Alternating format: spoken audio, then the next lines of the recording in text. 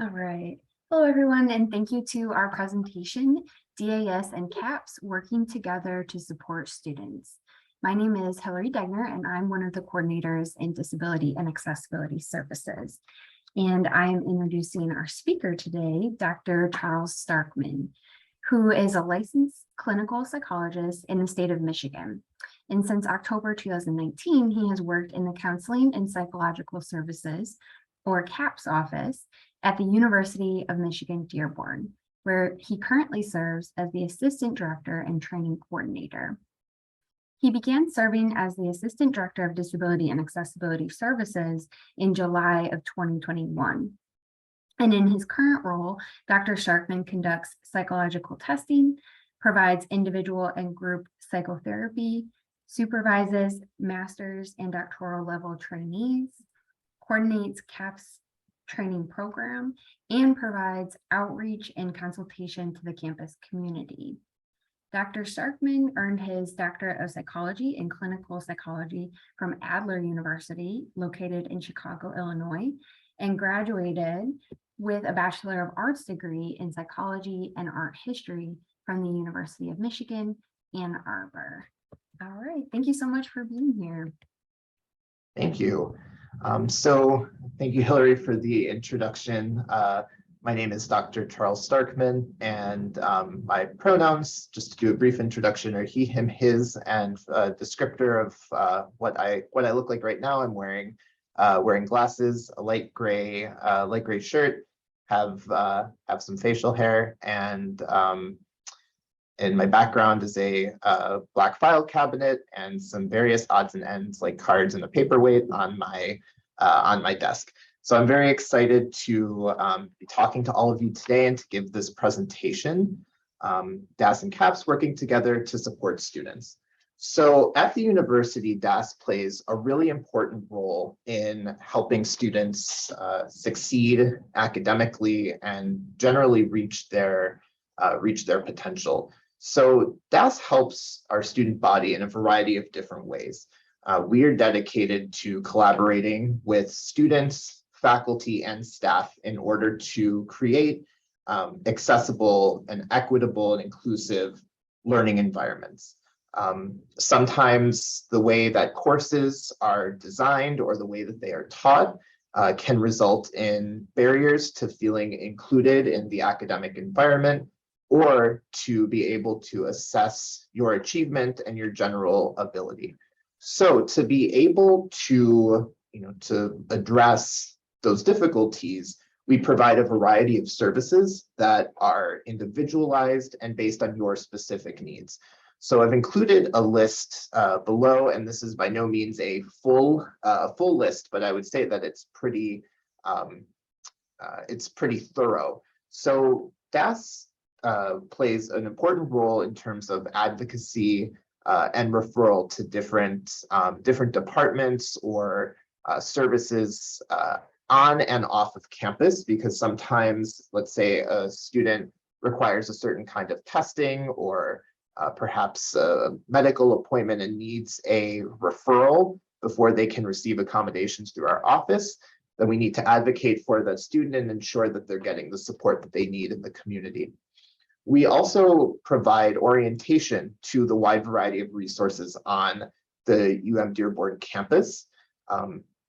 We provide course materials in alternative formats, as well as provide sign language and oral interpreters for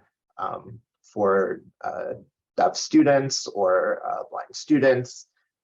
We also ensure that testing arrangements are provided.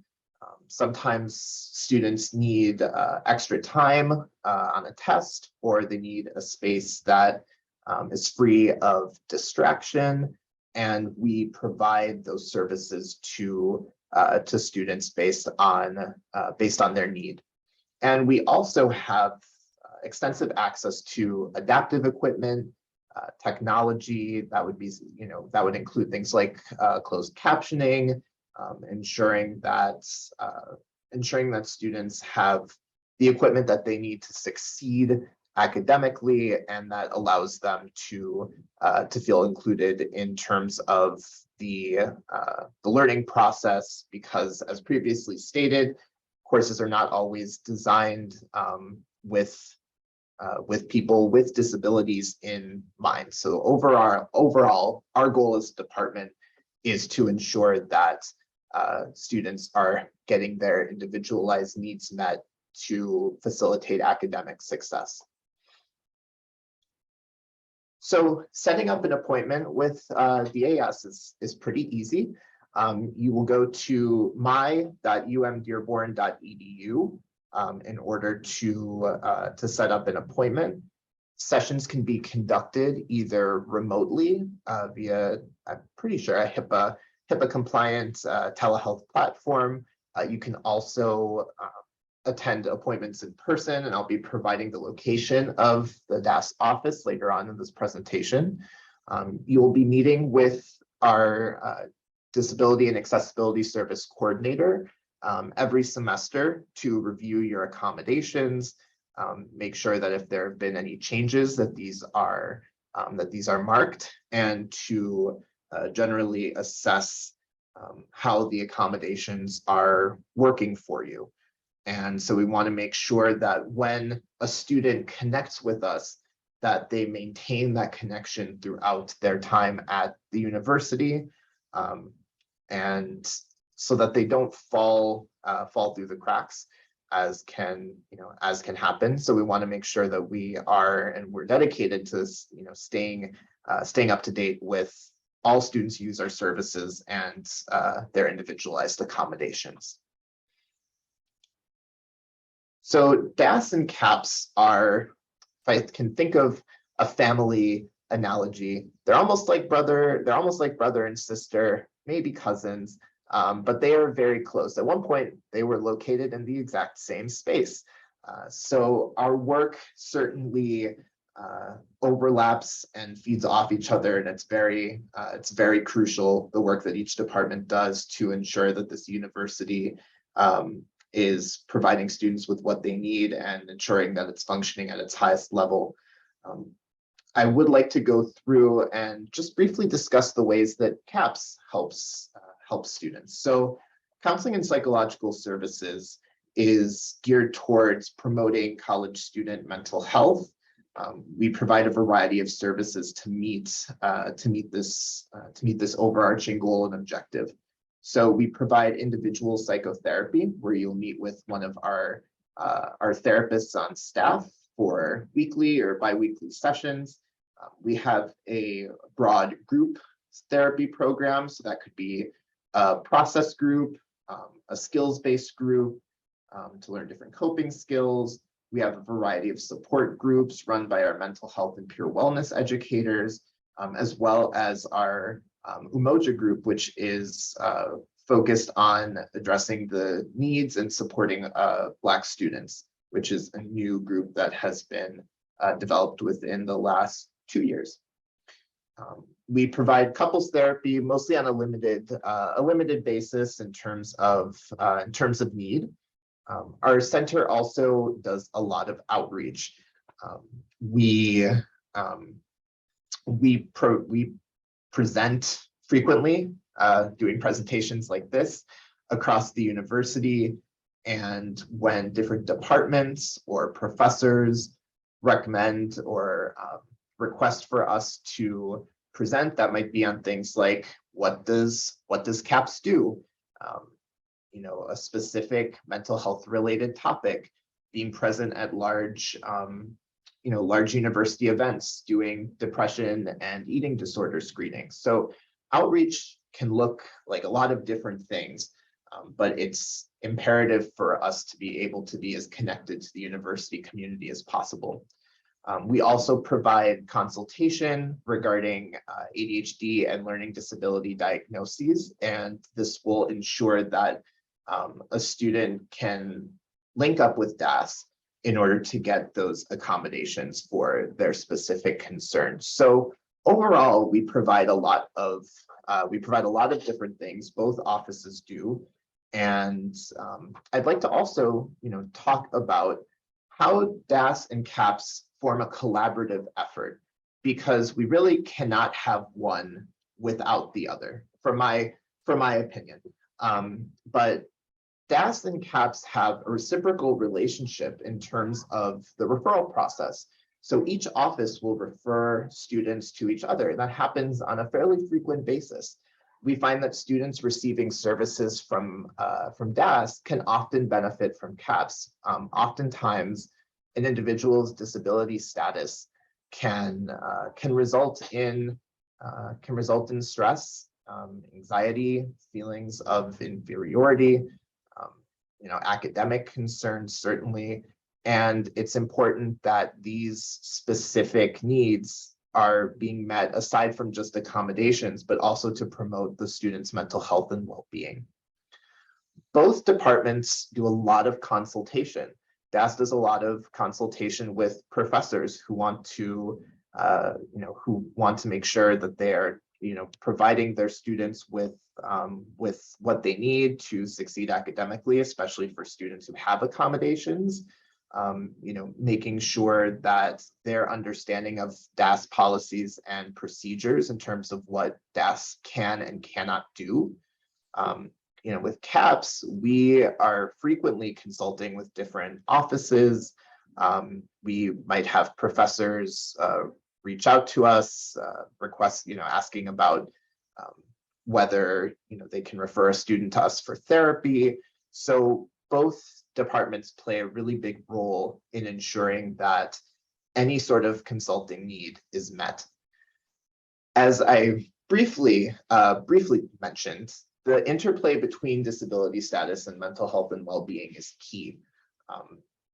You cannot address one without the other, because to be able to perform at one's best academically, there has to be that physical, and mental wellness, as well as understanding the specific stressors that individuals with disabilities face. And that is where CAPS comes in to address that mental health piece. There's also a really important role that both offices play in terms of helping students understand the types of accommodations that they can receive. Sometimes these might be provisional accommodations after a recent incident or accident that might require accommodations just for a brief time. They might be more thorough and in-depth accommodations. There are certain things that DAS can do to facilitate student success. They cannot do everything to facilitate student success, but again, the goal is to provide students with disabilities an equitable playing field to facilitate academic success. At CAPS, we are able to, as therapists, provide letters of support for students seeking accommodations with DAS. So for instance, if we have a student who receives a diagnosis of ADHD, inattentive type, we would provide results of testing of any sort of medical records and submit that to DAS to ensure that the student will be able to receive appropriate accommodations. So as you can see, the role that both departments play is very broad, but very collaborative. We function as a team in order to ensure that the needs of students, as well as the broader campus community, are being met. So we've seen how how the two departments collaborate and how they're together, but I also need to point out the ways in which the two are different. So both departments hold a lot of sensitive paperwork and other protected health information. And confidentiality is of the utmost importance for the students that we serve. That promotes safety, that promotes open disclosure, and it is a key part of providing high quality service. So with that said, CAPS staff cannot see paperwork that is submitted to DAS, and vice versa. So the two departments also use different record systems. And so we naturally, most people do not have access to the others. So that also helps in keeping things separate and to ensure that there is no breach of confidentiality or any issues. But it's important to mention this because naturally people want as few eyes on their personal information as possible. At least that's been my experience with students. So keeping that in mind. And as just previously mentioned, the separate documentation record keeping systems. So CAPS, we use a program called Titanium. And Titanium is used in university and college counseling centers nationwide. It has been around since the 90s. It has undergone numerous transformations over the years and updates, but it is very much geared towards the mental health needs of students, that sort of documentation, scheduling therapy appointments, et cetera, et cetera. Salesforce is a very complex, in my opinion, a very complex program that DAS staff uses to upload documentation for a student's accommodations, to note accommodations, to communicate with students and other parties. And actually, Hillary, who introduced me, she has played a very instrumental role in helping me gain a better understanding of Salesforce. And even with all her great work, I'm still learning a lot about Salesforce. So, please keep in mind that when the university transitioned to Salesforce, that it has been a major learning curve for DAS, and they have done wonderfully in being able to learn this very complex program. DAS used to be in the CAPS office over at University Center. The DAS director, the DAS coordinator, Judy Walker, had an office right in the thick of everything with CAPS, and we miss her dearly. But we're also glad that she has her own office space that moved pretty much during the pandemic, I think, with the move happened to Fairlane Center North. And so DAS now has a series of offices and space that is used for testing and other accommodations. So they are not at the same spot in the UC anymore, but DAS is still here, and they are still open for business. The appointment setup is slightly different. For CAPS, you can email our main email at umdearborncaps@umich.edu and request to receive paperwork to complete our assessment online. And that is slightly different from going to the larger my.umdearborn.edu webpage. And so the process is a bit different there. It's also important to note, because the university is comprised of 3 different campuses, Ann Arbor, Dearborn, and Flint. They are all separate entities. They do not function in the same way. The departments are different sizes. The ways in which they approach things, there's some similarities, but many differences because the campuses are so different. And it's important to note this because the accommodations in terms of the different offices might look different, and the accommodations not in terms of what DAS would provide, but more so just in terms of how the offices are run. And just being aware of that difference is, I think, extremely important to note here. Okay.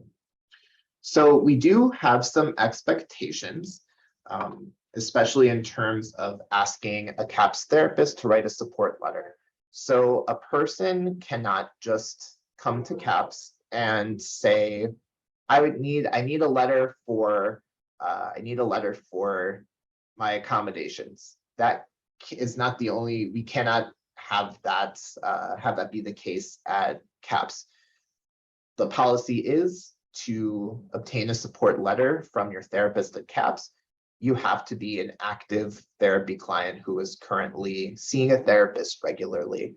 And it's important to note that DAS will still provide provisional accommodations even without documentation. As long as you have an appointment scheduled, it is still something that is very doable. The office does it frequently, as long as you are able to make that appointment and have all the necessary documentation ready for your DAS appointment.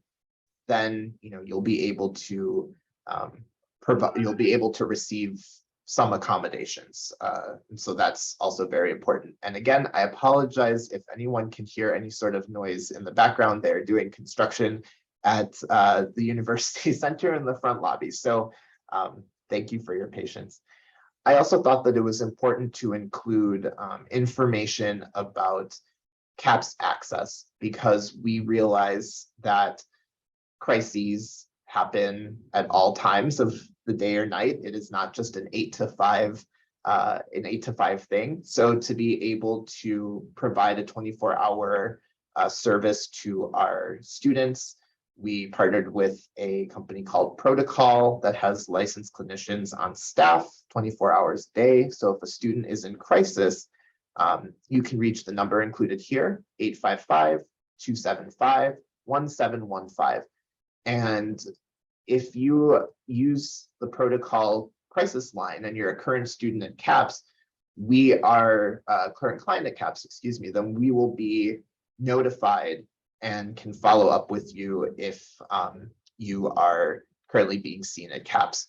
We also have crisis walk-ins available 8 to 5, Monday through Friday. Someone is always here. And if you need to be seen immediately, we will make that happen. We want to ensure that accessibility is always there, even if it's not in person, but that someone is here, and we want to be as responsive to your needs as possible.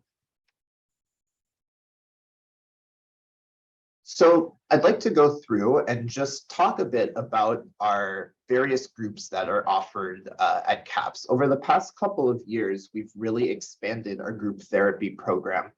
And for a lot of folks, group therapy is really the main type of treatment that they need that will be best for them.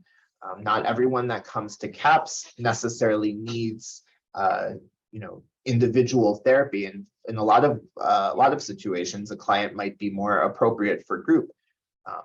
We have our interpersonal process groups, which are co-facilitated by 2 staff members at CAPS. We offer 3 per semester, and a process group is really a space that focuses on using the different relationships between group members to explore emotions, conflicts that might arise, stressors in a client's life, and also just the natural supportive and cohesive aspects of being in a therapy group. We also have our coping skills group, which started a couple of years ago. I was one of the co-creators, and so I like to think of it as my baby. But this group is a bit different. It's a psychoeducational group. So what that means is that we focus more on providing different kinds of coping skills to navigate emotional and interpersonal concerns, and to better manage symptoms of anxiety, depression, trauma, and associated conditions. We also have our Umoja group, which was created by Dr. Carmen Bell, another psychologist on staff. And this group is geared towards supporting mental health and wellness within the Black student community. We have a variety of peer educator support groups as well. We have currently revamped our LGBTQ+ support group, as well as a support group for international students. So we always recommend these to CAPS clients. They are also open to people who aren't signed up with CAPS. So that's something that's important to note. Coping skills group and interpersonal process group, you do have to complete the initial CAPS paperwork and be assigned to the group. But the Umoja group and the support groups, you do not need to be a current client at CAPS. I did also want to note, some students come to us and they have their own individual therapist outside of CAPS, but they might want to attend one of our groups. If you have an individual therapist outside CAPS, you are certainly welcome to attend therapy groups at our office, and we would love to have you join us. So as we are hitting the midterm point of the semester, there are some important things that I'd like to mention just in terms of stress and anxiety management, some basics. You might know them, you might not, but some general tips, and these are things I always share with my clients. And the first is to relax and rest, to recognize that when our body is giving us different cues that we might be tired, that our muscles might be sore, that we are doing too much, pushing ourselves too much, that's a sign that we need to really be able to take a step back, listen to our body, and do some things to help us relax. That might be taking a nap. That might be lying on the couch and reading a book. That might mean, eating a favorite food. Maybe taking a night in for yourself and really kind of tending to your own needs. Those are things that can be really helpful to cope with the stress and anxiety of academics and just the demands of being a student.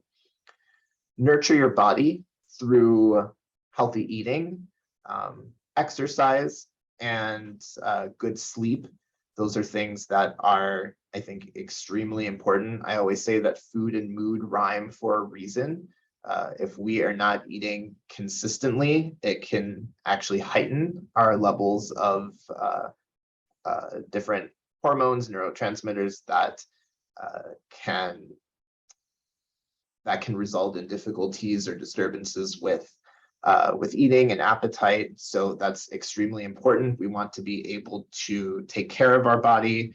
We only have one, and to be able to manage the stressors and triggers of anxiety, we have to be in a good spot physically as well as psychologically. Don't forget to reward yourself. I think that students forget to do this a lot of the time. If you've just completed a really big, term paper, you finished your last midterm, you found out that you did really well on a midterm that you had been nervous about, take some time to reward yourself. Close the books for a couple of days. Take the weekend to do something fun with friends. Spend money on something that you've been wanting to buy, whatever it looks like. Be kind to yourself and reward yourself for good work and for the hard work that you put in. And also, staying organized is super important. When our space is cluttered, it can also be a contributing factor to a mind that is cluttered. So being able to stay organized, keeping a planner is something that is really helpful. Color coding notes, and generally making sure that there is a place for everything, and being able to keep a space organized. Maybe if you have a desk in your room at home, keeping certain binders or folders where you know that you can find them, having folders organized on your computer, maybe one for a specific class. Knowing what works for you is extremely important, but organization is the key to doing well in your courses, and also to help keep things stable. University offers a variety of different activities and events to also promote stress and anxiety management. One of these is our Mental Health Mondays, which are held in the University Center. They are run by our peer educators and mental health and wellness peer educators. They've got a new name now, but we offer a variety of different activities. You might be making a stress ball, or a sensory grounding tool, or practicing mindfulness meditation, those kinds of things.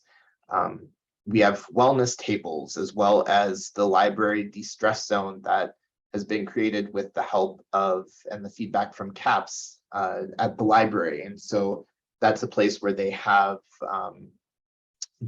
comfortable beanbag chairs. They have a light box, because as the weather gets gloomier, a lot of times that can contribute to depression. And so being able to help boost mood through light is important. Just being able to have a space where there's calming music. Those are all things that are extremely important, and we want to make sure that students have access to those things. So how do you get in touch with DAS and CAPS? So as previously stated, DAS has moved. The office is located on the second floor of Fairlane Center North, 224. You can reach them by phone at 313-593-5310. You can also email them at disabilityservices@umich.edu. CAPS is located on the second floor of the University Center building. We are right across from the elevators and next to the START offices. Our suite number is 2157-2157. You can reach us by phone at 313-593-5430. And you can email us at any time, UM-Dearborn-CAPS@umich.edu. Our emails are checked frequently throughout the day. But after 5 o'clock, your email will probably not be answered until the next business day. So just being mindful of that as well. If you have any questions, please feel free to email me. My email is chastark@umich.edu, and you can ask me any questions about DAS, about CAPS, about our services, any questions or concerns that you might have. And I appreciate the oh, Kathy, did you raise your hand? Yes. Okay. I just want to just ask, what would you say to a student who is hesitant to reach out to CAPS? That is a great question. I think what we find a lot of times is that when students are often hesitant to reach out because of the unfamiliarity of the therapy process. I think a lot of our students come from backgrounds where mental health issues might be stigmatized, might not be seen as serious, or not, quote unquote, a real problem. And I think that, it's important to be able to reassure them that the services that they receive are confidential. They are not going on their academic record. No one will have any knowledge of them seeking us out unless they tell other people. And also, it's okay to give it a try and recognize that it might not necessarily be for you. And I think that that's also fair, that once you are not roped into therapy forever, that, even if you're just kind of dipping your toe, it's a really big step towards, your own mental health and wellness. And, CAPS is here to support you wherever you are in your journey of being ready to start therapy, because we know it's a really big step to take, and we recognize that, and we don't take it lightly, and we really are in awe of our students for seeking us out and their resilience to navigate through really difficult times. So that's a long answer to your question, Kathy, but that would be how I would sum it up for students. Well, I appreciate it. And my last follow-up question would be, is there a cost associated with using CAPS? Great question. CAPS is a free service offered to university students. all enrolled students. It is part of tuition. You do not have to pay anything. You do not have to have insurance. So I think that is also something that is really important to know, because we recognize that mental health services outside of the university are costly. There are very long wait lists to get in to see therapists, and that has been an ongoing difficulty for a long time, but the pandemic certainly did not help matters in that sense. So we are lucky at CAPS in that we do not have a wait list. So we are able to schedule most clients within 2 to 3 weeks of their initial contact with us. Of course, if the situation is more urgent, then we would triage and make sure that that case is getting in a bit sooner. We are, at a busy point in the semester, but we always try to get people scheduled as soon as possible with the clinician. Thank you. You're welcome. So if there are no other questions, I appreciate everyone's time and listening to all this information. I know it can be a lot, but understanding that DAS and CAPS are interconnected in a lot of ways, and that they also function independently of each other in other ways, but both share the common goal of ensuring student success in an equitable and inclusive manner, in a respectful way to all students who come through our doors. So thank you so much for your time, and please feel free to contact me directly or either office if you have any questions or would like to make an appointment with us. Thank you. Thank you, Charlie.